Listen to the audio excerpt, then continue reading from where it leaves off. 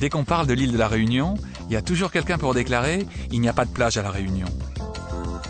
Avant toute chose, j'affirme bien haut que du côté de Saint-Gilles, il y a quelques kilomètres de plage qui valent bien celles d'autres îles tropicales.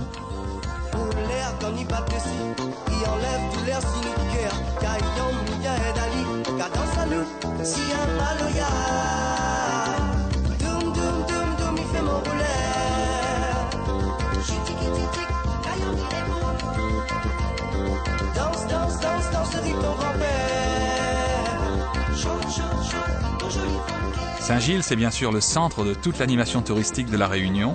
On y trouve la plupart des restaurants, des bars et des boutiques. Et chez Loulou, on goûte les meilleurs sorbets et les meilleurs beignets de l'île.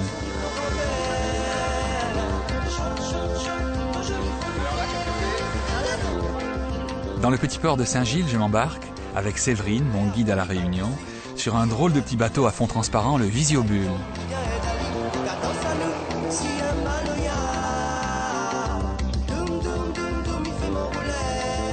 Bien sûr, les fonds de la Réunion, pratiquement dépourvus de barrières de corail, ne sont pas aussi colorés que ceux des Maldives.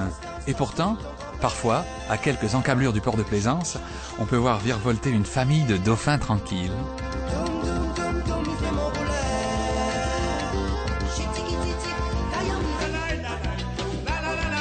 À côté des églises chrétiennes, on trouve à la Réunion de nombreux temples hindous, toujours très colorés, comme Ganesh, le dieu à tête d'éléphant. Les fêtes hindoues s'appellent Deepavali ou Kavadi.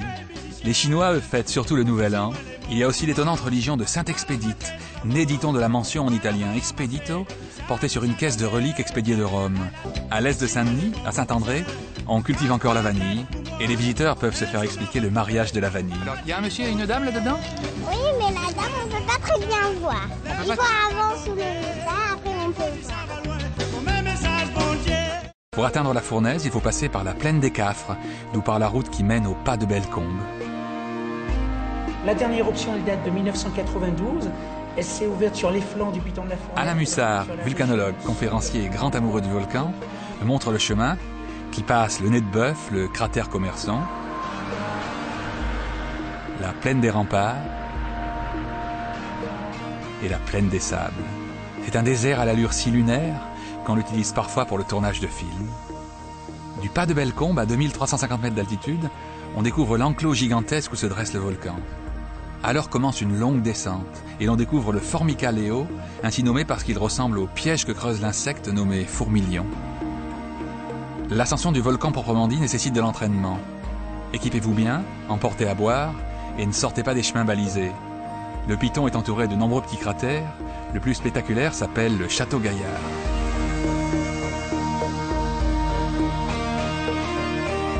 Dans cet univers extraterrestre, Alain Mussard me fait découvrir une petite fleur qui pousse ici comme par miracle et qui a des vertus médicinales.